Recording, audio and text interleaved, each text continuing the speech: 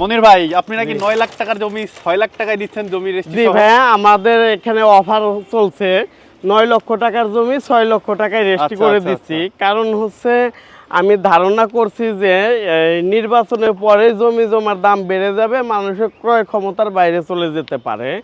এই কারণে মূলত এই অফারটা দেয়া। অর্থাৎ আমার তো ভিন্ন ভিন্ন লোকেশনে ভিন্ন ভিন্ন আচ্ছা। দাম দরে বেচা বিক্রি হচ্ছে। ফ্ল্যাটের সাইজও বিভিন্ন ধরনের আছে, Exactly. 800, 1200, 1800, 2400, 900।